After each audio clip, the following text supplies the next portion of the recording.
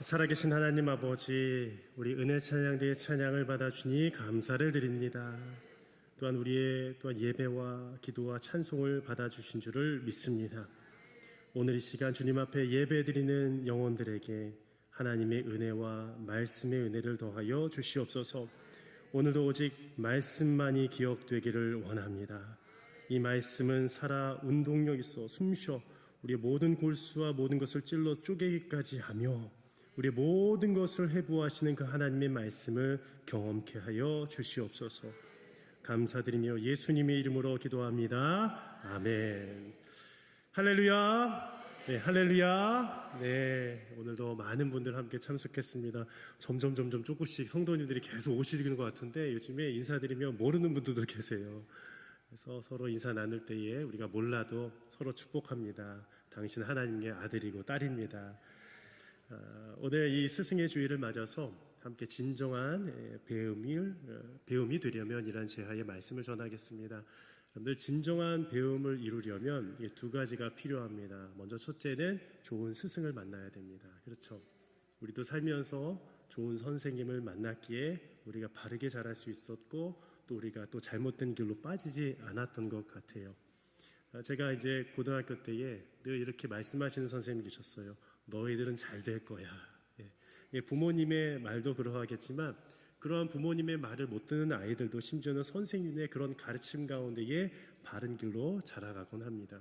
그리고 그 선생님은 또 이렇게 말씀하셔요. 너희 중에 이 대한민국을 이끌 사람이 나올 거야. 웅성웅성 됐어요. 다들 본인들이 대통령 될 줄 알았대요. 근데 그게 아니라 뭐 대통령이 아니더라도 본인의 맡은 위치에서 최선을 다할 때에 그러한 일꾼이 될 것을 몇몇 아이들은 마음속에 담아두었을 겁니다. 저는 아직도 그때 고등학교 3학년 때에 서모모 선생님 이야기를 담고 있어요. 두 번째는 무엇이냐? 그 좋은 선생님을 만나서 그분이 가르쳐 주신 것을 내 것으로 잘 습득하고 그대로 행하면서 살아야 돼요.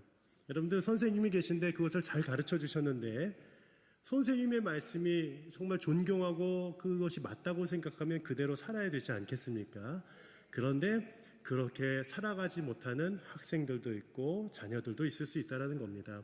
여러분들, 고대 그리스 사회에서는요 6살부터 16살까지 이 청소년기 아이들을 가르치는 가정 내에 가정교사가 있었습니다. 영어로는 가디언이라고 하죠. 초등교사라고 합니다. 그런데 이 가디언의 역할은 무엇이었느냐? 집안에서 그들이 많은 것들을 습득할 수 있도록 가르쳐 주었는데 바로 그들의 삶이 자신들의 아버지가 전쟁을 나갈 때에도 그 가정교사가 그 집에 남아서 어떻게 살아가야 돼서 늘 전수를 했다라는 것이에요. 그래서 대부분의 이 가정교사들이 아주 탁월한 노예나 종들 중에서 세워졌다라고 또 기록에 있습니다. 근데 이 어원을 보면 파이다 고고스라고 하는데 이 말의 뜻은 이 두 단어가 합성어대예요. 이 파이스라는 아이라는 뜻과 이 아고고스라는 이 인도자라는 말이 합성어입니다. 즉 무엇이냐? 아이를 인도하는 자라는 것이에요. 여러분들, 아주 오래전에 6, 70년대에 아주 부유한 집안에는 누가 있었어요? 가정교사가 있었대요. 저도 들은 얘기예요. 그래서 그 가정교사가 유능한 또 대학교 1, 2학년 학생들이 돈이 없으니까 그 집에 들어가서 아이들을 가르쳐 주면서 또 거기서 밥도 얻어먹고 또 등록금도 벌고 이런 일들을 했죠. 바로 그 아이들이 바로 자랄 수 있도록 가르쳐 주고 하는 일들을 바로 가정교사의 역할이었습니다. 여러분들, 그 유명한 이 마케도니아의 왕 알렉산더 대왕에게도 가정교사가 있었을까요? 없었을까요? 있었어요. 그 이름이 누군지 아시죠? 바로 그 유명한 아리스토텔레스입니다. 기원전 342년에 이 펠라에스도에 그가 와서 그에게 있어서 윤리학과 수학과 정치와 여러 가지 학문들을 다 전수를 했어요. 그래서 이 알렉산더 대왕이 사실 너무 이른 나이에 죽었는데 만약에 더 살게 되었다면 여러 가지 문화를 또 통합하는 데 있어서 지대한 영향을 더 했을 거라 많은 학자들이 추측합니다. 왜냐하면 독선적이지 않고 단순한 정복자가 아니라 모든 문화들을 존중하고 융합하고 통합할 수 있는 그런 왕으로서 살아갔다는 것입니다. 그런데 그 영향이 바로 아리스토텔레스의 영향이었다는 것입니다. 그래서 그는 이렇게 고백했습니다. 아버지는 나에게 생명을 주었지만 아리스토텔레스는 나에게 무엇을 가르쳐 주었다? 훌륭하게 사는 법을 가르쳐 주었다는 거예요. 그래서 저는요, 우리 각 성도들이 서로가 어떤 분이시냐, 나이가 많건 적건 간에 저는요, 우리 장로님, 권사님, 집사님들, 성도님들이 나의 스승으로 생각해요. 진짜예요. 예. 진짜예요. 제가 왠지 저는 배우거든요. 여러분들 통해서 배우거든요. 아, 이렇게 또 말씀이 있구나. 아, 독선적인 사람이라면 이것을 받아들일 수가 없어요. 하지만 그런 마음을 주시는 거예요. 심지어는 저는 누구에게도 배우는지 아세요? 우리 아이들한테도 배웁니다. 아이들한테 저는 꾸벅 감사해요, 고마워요. 청년들한테도 그럽니다. 왜 그러면 이 아이들은 요즘 시대의 것들을 너무 잘 알아요. 제가 못하는데 아이들이 해요. 대단합니다. 즉 우리도 늘 우리 모든 사람들을 정말 스스로 생각하고 나를 낮추고 그때의 진정한 배움이 있게 된다는 것이에요. 여러분들 물론 가정 교사 중에서도 우리가 훌륭한 사람도 있겠지만 그렇지 못한 사람도 있겠죠. 제가 중학교 때에 그 선생님이 아직도 기억나요. 근데 그 선생님 이름이 기억 안 나요. 이상해요. 나한테 잘해줬던 선생님은 기억이 나는데 근데 과목이 뭐였냐면은 혹시 우리 가운데 도덕 선생님 계셨습니까? 예, 도덕 선생님 계셨을 수도 있는데 참 다른 분들도 존경스러운데 그 선생님이 우리 아이들은 좀 놀랄 수도 있어요. 죄송합니다. 요즘엔 그런 문화 체벌 문화가 있었어요. 제가 중학교 때만 해도 매 월요일만 되면 아이들이 다 엎드려 뻗쳐가지고 다 그 선생님한테 혼나는 거예요. 근데 제가 봤을 때는 그분이 그냥 내가 봤을 땐 그분이 그냥 대표격으로 나온 것 같아요. 막 선생님들이 내보내서 나온 것 같은데 근데 그게 우리가 그냥 알겠습니까? 그냥 그 선생님이 싫은 거예요. 과목이 뭐라고요? 도덕인데 전혀 도덕적이지 못한 삶을 사신 거예요. 맨날 아이들이 맞으니까 그래서 저는 그때 도덕이 과연 이런 거였나? 제가 의문도 들었어요. 그래서 제가 깨달았습니다. 여러분들 어떤 스승은 지식은 풍부할 수 있어요. 그런다 인격적으로 따르기 어려운 그런 삶을 살아갈 수도 있습니다. 인격적이 못한 사람이 있을 수 있어요. 또 어떤 이는 말은 번지르르 합니다. 그래서 말만 잘하는 거 좋지 않아요. 저도 말만 잘하지 않았으면 좋겠는데 근데 삶의 본이 되지 못할 때도 분명히 있다는 거예요. 그러면 존경받지 못합니다. 따라서 진정한 스승을 만날 때 그 진정한 스승은 누구이냐? 우리가 따를 수 있고자 하는 그런 참 존경하는 마음이 우러러 나오는 사람일 텐데 그의 삶을 말만이 아니라 행함으로 보여준 사람이라는 것이요. 우리 현대 기독교 교육의 아버지라 부르는 이 하워드 핸드릭스라는 교수님이 있습니다. 신학자이고 교수님이신데 이분이 35년 동안 신학교에서 우리 학생들을 가르치면서 시험을 안 봤답니다. 참 신기하죠. 그분의 방침이었고 다르게 또 학점을 매겼겠지만 시험을 보지 않았어요. 왜냐하면 우리들의 일반적인 교육은 다 암기입니다. 암기 중요합니다. 외워야지 내가 어떤 지식의 내용을 습득할 수 있잖아요. 그런데 더 중요한 것은 암기보다 더 중요한 것이 능동적으로 내가 삶으로 체득하는 것을 너무 중요하게 여겼어요. 그래서 그의 책 이 삶을 변화시키는 가르침이라는 책에서 이런 내용이 나와요. 예를 들어서 전도를 나가는데 전도책을 주는 것이 아니에요. 뭐예요? 함께 그냥 나가는 거예요. 우리가 전도합시다가 아니라 그냥 전도하러 같이 나가는 거예요. 그래서 제가 다음 주 수요일 날 우리 목장 리더십들과 모임 짧게 하고 전도 나가기로 했어요. 그냥 전도 나가는 거예요. 기도합시다 하면 기도에 대한 책도 줄 수 있습니다. 우리가 많이 읽을 수 있습니다. 그래서 배울 수 있어요. 근데 진짜 기도하는 걸 배우려면 기도의 자리에 나와야 돼요. 책으로만 알 수 없는 것이 기도요, 또한 전도요, 영적인 생활이기 때문입니다. 근데 오늘 그렇다면 우리가 질문을 하나 드리길 원하는데요. 이 질문이 우리가 설교 끝까지 견지하면서 들었으면 좋겠는데 함께 읽어볼까요? 시작. 우리 인생에서 참된 스승은 누구인가요? 우리는 누구에게서 인생을 배우고 있습니까? 여러분들 우리 인생에서 참된 스승은 누구십니까? 네, 예수님이세요. 성경에서는 예수님에 대해서 마태복음 11장 28절에서 30절에 이렇게 기록합니다. 제가 읽어드리겠습니다. 수고하고 무거운 짐진 자들아 다 내게로 와라. 내가 너희를 쉬게 하리라. 나는 마음이 온유하고 겸손하니 나의 멍에를 메고 내게 어떻게 하라? 배우라. 그리하면 너의 마음이 쉼을 얻으리니 이는 내 멍에는 쉽고 내 짐은 가벼움이라 하시니라. 이 말씀 중에 나는 마음이 온유하고 겸손하니라고 되어 있어요. 그래서 와서 나의 멍에를 메고 내게 와서 어떻게 하라고요? 배우는 거예요. 배우는 게 중요해요. 누구한테? 예수님께 배워야 되는 겁니다. 우리가 목회자들이 설교를 하지만 이 설교를 통해서 누구를 배우게 되느냐? 예수님을 배우시는 것이에요. 그래서 이 배우다라는 것은 바로 예수님이 우리의 스승, 참 스승이 되어주셨다라는 말과 같아요. 예수님은 단순히 지식을 가르쳐 주시지 않았습니다.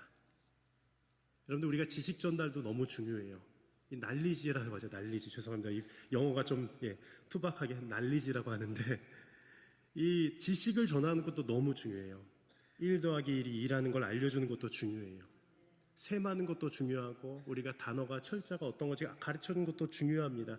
근데 예수님은 이 지식만이 아니라 삶으로서 몸소 보여주셨어요. 제자들과 함께 어울리면서 함께 먹고 마시고 울기도 하고 웃기도 하고 함께 그 길을 걸어가셨다라는 것이에요. 우리 어떤 참된 스승 랍비가 있는데 그 당시 가운데 랍비 가운데에 여러 갈래가 있었다고 합니다. 근데 어떤 랍비들은 말만 하고 팔짱을 끼고 움직이지 않는 거예요. 그럼 제자들이 먼저 우르르 나가요. 근데 계속 선생님을 되돌아보는 거예요. 계속. 선생님은 언제 오지? 선생님은 언제 오지?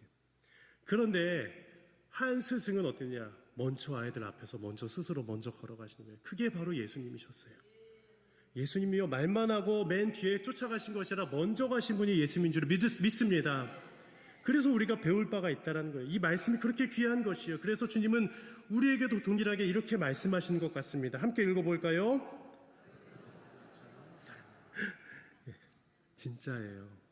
이게 주님의 말씀이에요. 다른 게 아니라 너희도 이 말씀을 잘 들어라도 있지만 너희도 이 말씀들에 너희도 나처럼 살아라. 누구 목사처럼 살아라도 아니에요. 물론 사도 바울은 너무나 성령 충만함 가운데 나를 본받으라 했지만 사도 바울 이후에 그렇게 감히 고백할 수 있는 사람이 있을까 싶어요. 저는 그렇게 평생 뭘 못해요. 절대로 그렇게 하십시오. 저는 그럼 무섭습니다. 그럴 깜도 안 되고 존경받을 사람도 아닙니다. 저는 누구만 보여드려요? 예수님만 따라가라고요. 예수님을 배우시길 바랍니다. 아멘입니다. 그래서 오늘 이 말씀 가운데 오늘 이 마태복음 7장 24절에서 27절 말씀은 예수님이 산상 가운데 산에서 말씀하신 산상보훈 가운데의 마지막 이 방점을 찍는 결론의 부분의 말씀이에요. 근데 우리들은 이 앞에 부분의 말씀을 너무나도 잘합니다. 어떤 말씀이야? 심령이 가난한 자는 복이 있나니 천국이 그들의 것이며 팔복에 대한 말씀도 너무 나와 있어요. 그리고 원수를 사랑하라라는 말씀도 있습니다. 또 착한 행실을 비추라 너희는 세상의 소금과 빛이다라는 여러 말씀이 있어요. 예수님이 수많은 말씀들을 이루셨는데 왜 마지막에 오늘 이 7장 24절에서 27절을 주셨느냐? 가장 중요하기 때문이에요. 오늘 그래서 이 몇 가지를 살펴보기로 하는데 첫 번째, 예수님은 우리가 말씀을 듣고 행하는 자가 되기를 원하신다라는 것이에요. 우리 24절 말씀을 함께 읽어보겠습니다. 시작. 그러므로 누구든지 나의 이 말을 듣고 행하는 자는 그 집을 반석 위에 지은 지혜로운 사람 같으리니. 아멘. 말씀 한번 계속 띄워주시면 그러므로 누구든지 나의 말을 듣고 행하는 자는 이라고 됐어요. 그 사람이 지혜로운 자라고 되어 있습니다. 즉 지혜로운 자는 그 집을 반석 위에 지은 자인데 그 집을 반석 위에 지은 자는 말을 듣고 행하는 자라는 거예요. 저는 이 두 가지가 이 같다라는 게 성립이 너무 어려웠어요. 이 말씀을 읽을 때마다 그냥 지나쳐 버렸어요. 그냥 반석 위에 집을 세운 거 그냥 말씀 예수 그리스도 믿음 가운데 세워졌구나 라고 해서 저희들은 이 말씀을 그렇게 생각만 하고 넘어갈 때가 너무 많았다라는 거예요. 그런데 진짜로 그 집을 반석 위에 집은 지은 사람은 누구냐? 이 말을 듣고 어떻게 하는 사람이다? 행하는 사람이다. 행하는 사람. 행하라는 거예요. 근데 왜 행하지 못할까요? 말씀으로 순종하지 못해서 그래요. 이 말씀이 왔는데 더 깊이 내 마음 가운데 두들겨야 되는데 이 두들겨지지 않으니까 성령님의 그 충만하심 가운데 있지 못하니까 행할 수 있는 능력이 없는 거예요. 그런데 야고보서 2장 17절에도 이런 말씀이 있습니다. 행함이 없는 믿음은 그 자체가 죽은 것이라. 행함이 없으면요 그 믿음은 죽은 것이라고 했어요. 여러분들 우리가 말로만 계속 예수님 믿습니다 하죠. 되게 중요합니다. 그 고백으로 우리가 세례를 받고 예수님을 영접합니다. 근데 그렇게 예수님 믿습니다 하고 어느 날 가서 점을 치고 예수님 믿습니다 하고 어느 날 가서 막 살인을 저지르고 거짓말을 하고 그런 행동을 하게 된다? 예수님을 믿는 것일까요? 아니에요. 너무 제가 극단적인 예화를 드렸지만 예수님을 믿는다 하고 여러 가지 악한 짓들을 해요. 오늘 산상수훈에서도 그런 말씀이 있어요. 어떤 여자를 보고 음욕을 품는 자마다 가늠한 자라고 되어 있었습니다. 실제로 가늠한 자만 가늠한 것이 아니라 여자를 보고 음욕을 품는 자마다 가늠한 거래요. 그럼 그거 실천하면 안 되잖아요. 끊어야 되잖아요. 근데 이 실천하지 못하는 것이 무엇이냐? 바로 믿음이 없다는 거예요. 그 믿음이 죽었다라는 것이에요. 죽었다라는 것은 왜? 생명력이 없다는 겁니다. 여러분들 그리스도인 가운데도 생명력이 있는 사람은 다릅니다.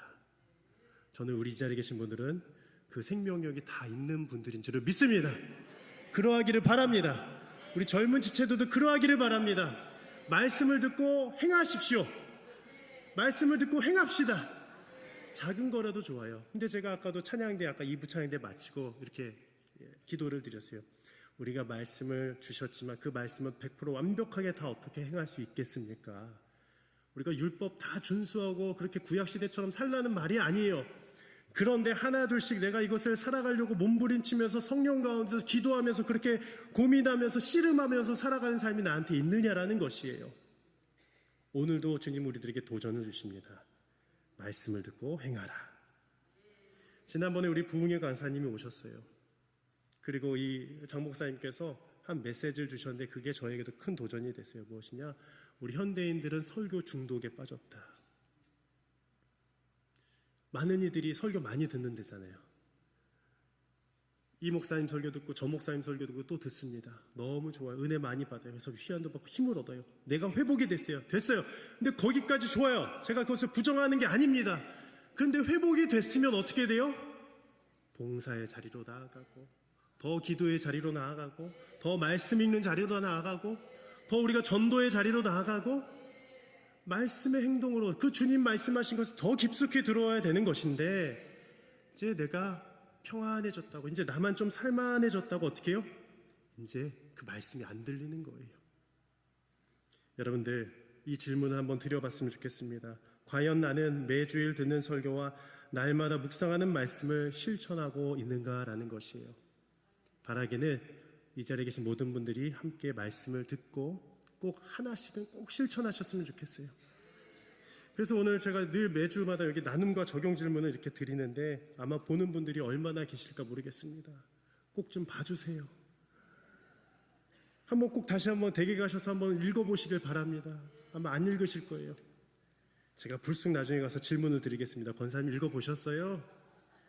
이렇게 사셨어요? 나중에 권사님들 저한테 물어보세요. 저도 뜨끔할 테니까요. 목사님 이렇게 사셨어요? 하면 제가 뜨끔할 겁니다. 저도 그렇게 살아야 되니까. 근데 말씀이란 게 그런 것이에요. 적용이 없으면 안 돼요. 적용이 없는 설교는 그냥 동떨어진 설교가 되는 거예요. 뜬구름 잡는 얘기가 될 수 있습니다. 설교 가운데도 그럴 수 있어요. 예, 사랑하십시오 합니다. 사랑하십시오, 사랑하십시오 하는데 절대 안 사랑하는데 어떻게 사랑해요, 그게요? 기적이 일어날 수가 없는 거예요. 교회가 변화되려면 진짜 그 사랑을 했을 때 사랑하는 거예요. 그러하시기를 바랍니다. 두 번째, 예수님은 우리의 인생이 반석 위에 세운 집이 되기를 원하십니다 라는 거죠. 25절 말씀 함께 읽어볼까요? 시작. 비가 내리고 창수가 나고 바람이 불어 그 집에 부딪히되 무너지지 아니하나니 이는 주추를 반석 위에 놓은 까닭이요. 아멘. 말씀 계속 띄워주시면 이제 지혜로운 사람에게도 비가 내리고 창수가 나고 바람이 불 때가 있습니다. 그러면 그 집이 그 사람의 입에 막 부딪히는 거예요. 어제 아까 말씀드렸지만 제가 믿음이 많이 없었더라고요. 날씨를 보니까 괜찮다고는 하는데 이 비가 오는 게 점점 뒤로 당겨지는 거예요. 미뤄지는 거예요. 목요일날 비가 오기로 했는데 금요일날 또 비가 오고 멈추지 않고 밤 10시가 됐는데 더 소나기가 내리고 마음이 막 조마조마했습니다. 내일이 바로 바자회 날인데 기도가 나오더라고요. 근데 우리 한 장로님께서 이러셨어요. 걱정 마십시오 목사님. 날씨 딱 보여주시면서 그게 잘 안 믿어지더라고요. 근데 그 순간 이게 여러분들 제가 부담감이 있을까요 없을까요? 없으면 거짓말입니다. 저도 목회 이제 5개월 딱 됐잖아요. 담임으로서 부임한 지. 부담감이 돼요. 이번에 또 첫 바자회인데 날씨가 좋아야 되는데 비가 오면은 다 그 물품들 다 뭐 에어바운스도 준비했는데 얼마 들여서 다 빌렸는데 안 될 것 같은 거예요. 그래서 기도를 했어요. 끝까지 했습니다. 새벽이 돼서 제가 한 4시 반에 보통 이제 교회 가는데 땅이 말라 있는 거 아니겠어요? 할렐루야. 좀 놀라시겠죠? 꼭 그래서 제가 하나님이 그러면 또 기도해서 맑게 해주신다? 전 그것도 믿지만 하나님의 은혜로밖에는 고백이 안 됩니다. 그리고 한 가지 더 제가 더 중요한 거 말씀드릴까요? 나중에 또 어떤 야외 집회가 있을 텐데 그때는 비가 소나기가 장대처럼 올 수도 있습니다. 그럴 수도 있어요. 꼭 우리가 함께 기도해서 안 올 수도 있지만 때로는 올 수도 있어요. 그렇게 기도했는데 제가 예전에 한번 큰 또 체육 행사를 한 적이 있었어요. 부목사 때 준비하면서 그렇게 기도 6개월 동안 준비했어요. 근데 그날 비가 왔을까요 안 왔을까요? 안 오다가 행사 중반쯤 되니까 소나기가 오더라고요. 이상해요. 그래도 끝까지 그 행사를 마무리할 수 있었던 것이 은혜였어요. 저는 비가 온 것도 은혜요, 안 온 것도 은혜요, 또다시 오는 것도 은혜라고 생각을 합니다. 제가 영상 하나 준비했는데요. 영상 하나 한번 볼까요? 한번 보겠습니다. 네, 원래 사람이 살던 곳이라고는 믿기지 않을 만큼 온통 흙탕물에 잠긴 이곳. 최근 기록적인 홍수가 덮친 미국 테네시 서부 지역입니다. 그런데 바다 한가운데 외딴 섬처럼 홀로 멀쩡하게 살아남은 집 한 채가 눈에 띄는데요. 마당 잔디밭은 물론 수영장까지 거의 온전한 모습으로 남아 있습니다. 알고 보니 이 집은 대대손손 이곳에 터를 잡고 살아온 평범한 농부 가족의 소유였는데요. 계속되는 폭우로 대규모 홍수가 예보되자 몇 년 전 돌아가신 아버지가 알려준 방법대로 며칠 동안 굴착기로 집 주변에 2m가 넘는 제방을 쌓았다고 합니다. 이들 가족은 10년 넘게 홍수가 일어날 때마다 이 방법으로 집을 지켜냈다면서 우리 집이 이렇게 화제가 된 것에 대해 하늘에 계신 아버지가 자랑스러워할 것 같다고 전했습니다. 이게 얼마 되지 않은 지난 4월에 미국 테네시주에 있었던 실제 일입니다. 그래서 기사가 떴는데 만약 보신 분들도 계실 거예요. 홍수가 나니까 다 물에 잠겼는데 한 집만 남아 있었어요. 근데 한번 사진 한번 보여주시면 저렇게 덩그러니 있어요. 근데 어떻게 남았어요? 몇 년 전에 아버지가 돌아가셨는데 이 아버지도 예전부터 이렇게 전수 받은 거예요. 뭘 쌓아? 뚝을 쌓으라는 거예요. 뚝을요. 근데 이제는 기술이 더 좋아지니까 어떻게 돼요? 2m까지 더 단단하게 쌓을 수 있어요. 기술이 좋아지니까. 그러니까 저렇게 남았어요. 감사하지 않습니까? 대단하지 않습니까? 근데 제가 이 뉴스를 보면서 깨달은 바예요. 그 아들이 아버지가 그렇게 해줬어요. 이제 홍수가 될 텐데 뚝을 높이 쌓아라. 근데 그 아들이 순종하지 않고 그냥 가만히 있었어 봐요. 그럼 다 잠겼어요. 그렇죠? 아니에요? 저 정말 이렇게 떠오릅니까? 뚝을 쌌어요. 아버지의 말에 듣고 순종해서 쌓은 거예요. 아까 그래서 그 고백도 그러지만 제가 하늘에 계신 우리 아버지께 감사를 드린다고 그렇게 얘기했어요. 그게 뭐 하늘의 하나님 아버지인지 육신의 아버지인지, 근데 그렇게 순종해서 쌓은 거예요. 손해날 것이 없어요. 그래서 저렇게 살아남았어요. 제가 이 말씀을, 제가 이 뉴스를 보면서 그럼 우리들도 하나님 아버지의 말씀 듣고 어떻게 돼요? 순종만 하면 되는데, 영적으로 그 뚝을 쌓으면 되는데 안 쌓는 거예요. 그게 오늘 말씀의 요지입니다. 오늘도 다른 것 아니에요. 이것만 기억하십시오. 오늘 말씀대로 행하는 거예요. 말씀대로 행하는 것이 진정한 배움의 길인 줄 믿습니다. 이 진정한 배움이 될 수밖에 없어요. 진짜 배움이 안 되는 거예요. 말씀만 들으면. 근데 그것을 행할 때에 진짜 배움이 될 줄을 믿습니다. 여러분들 여기서 비가 오고 창수가 난다는 말, 이 원어 성경을 보면 비는 폭우예요. 폭우 막 쏟아집니다. 쉴 새 없이 내리는 겁니다. 창수가 나는 거, 물이 완전 급류가 돼서 막 다 모든 걸 쓸어가 버리는 거예요. 그때 집이 쓸려가 본 경험이 있으신 분들이 계실 겁니다. 그리고 저도 지하방에 예전에 어릴 때 살았지만 집이 피아노 쪽으로 콸콸콸 쏟아진 적이 있었어요. 그거 퍼내느라 힘들었어요. 야, 고생합니다. 지하에 사시는 분들도 너무 고생하시고 다 하십니다. 그런데 어떻게 돼요? 말씀 가운데 행하면 어떤 가운데서 흔들리지 않는다래요. 뭐가요? 우리의 삶과 우리의 믿음이요. 주추를 반석 위에 놓은 까닭이라고 합니다. 우리 25절 말씀 다시 한번 읽어보겠습니다. 시작. 이는 주추를 반석 위에 놓은 까닭이요. 주추는 무엇입니까? 기둥을 세울 때 그 밑받침이 되는 거예요. 근데 그 밑받침을 모래 위에 세우면 그것이 무너지는데 반석 위에 두라는 거예요. 그것이 말씀인데 그것이 말씀을 그냥 듣는 게 아니라 말씀을 묵상하는 것도 중요하죠. 묵상은 행하는 걸로 나가는데 행할 때에 흔들리지 아니할 줄로 믿습니다.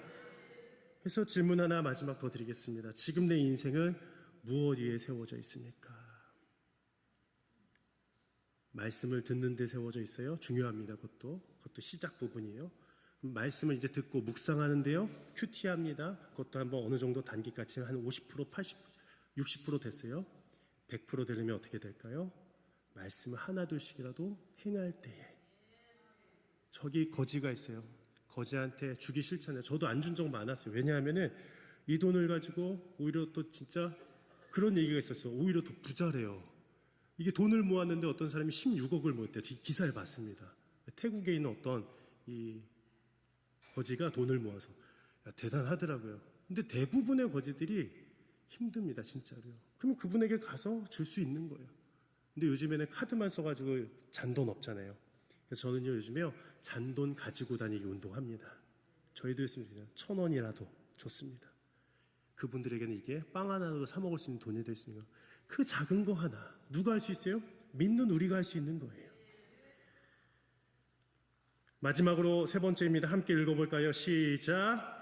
예수님은 우리 인생이 어리석은 자가 되지 않길 원하십니다. 26절, 27절 말씀 함께 읽겠습니다. 시작. 나의 이 말을 듣고 행하지 아니하는 자는 그 집을 모래 위에 지은 어리석은 사람 같으리니 비가 내리고 창수가 나고 바람이 불어 그 집에 부딪힘에 무너져 그 무너짐이 심하니라. 네, 어떤 사람이 어리석은 자가 되지 않길 원하시는데 이 어리석은 자 모래 위에 지었습니다. 모래 위에 집은 지은 자는 뭐라고요? 듣고 행하지 아니하는 자예요. 듣는 것까지는 똑같습니다. 근데 행하지 아니하면 우르르 무너져요. 저도 제가 어릴 적에 그 해수욕장을 갔었습니다. 여러분들 말리포 아세요? 예, 말리포 해수욕장. 저도 가서 거기서 많이 놀았어요. 근데 그 기억이 아직도 사진을 보면 그때 남아 있습니다. 어릴 적 80년대 초반인데 그때 막 재밌게 놀고 있는. 근데 그때도 여기 모래성을 지었어요. 모래성을 딱 지었는데 어떻게 해요? 저 파도가 밀려오니까 돼요? 우르르르 무너지는 거예요. 야, 허무하더라고요. 야, 인생이 그때 깨달았습니다. 이렇게 열심히 해도 허물어지는구나. 여러분들 우리가 아무리 노력해도 허물어질 때가 있습니다. 사람의 손으로 안 될 때가 있습니다. 그래서 제가 이걸 깨달았어요. 한번 화면에 보여주시면 순종 없는 신앙은 오래가지 못하며 배운 대로 살지 않는다면 그 배움은 쌓인 지식에 불과합니다라는 것이에요. 여러분 행함 없는 신앙은 오래가지 못합니다.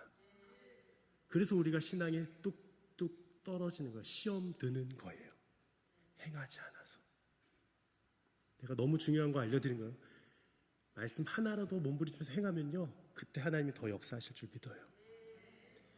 마지막으로 한 인물을 소개합니다. 하나님의 말씀을 행하지 않아서 버림받은 인생이 나옵니다. 너무 안타깝습니다.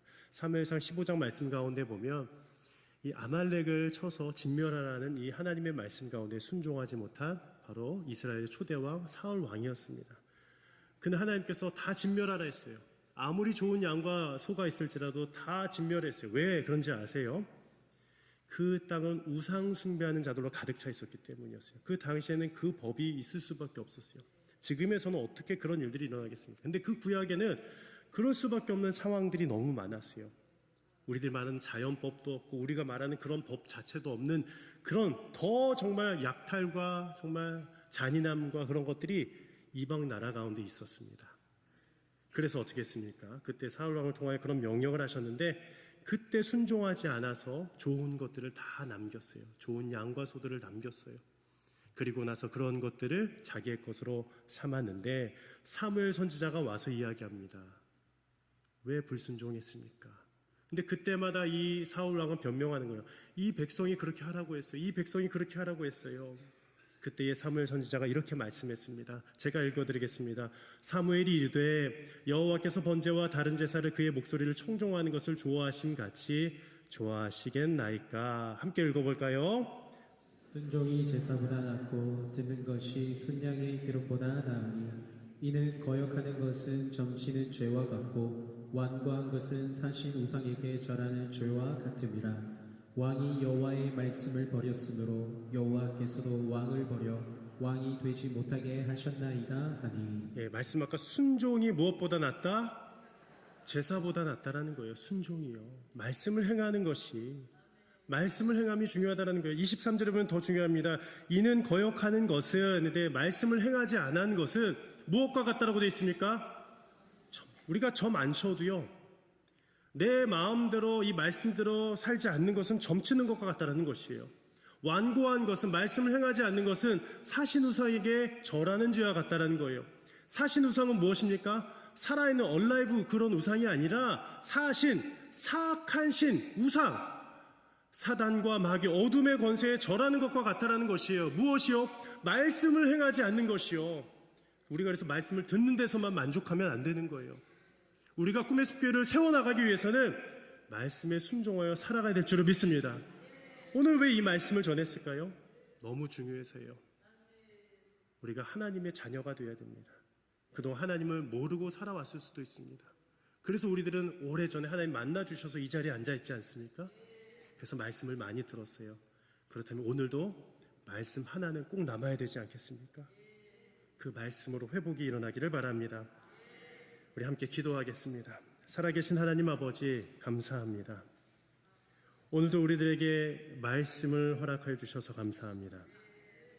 이 말씀이 기억되게 하여 주시옵소서.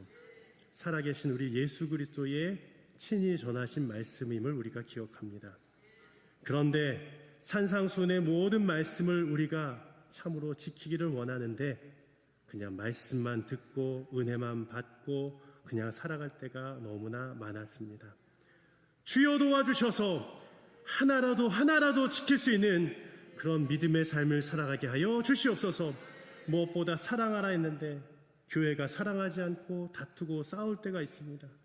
주여 아버지 도와주셔서 진짜 사랑하게 하여 주시옵소서. 예수님의 이름으로 기도드립니다. 아멘.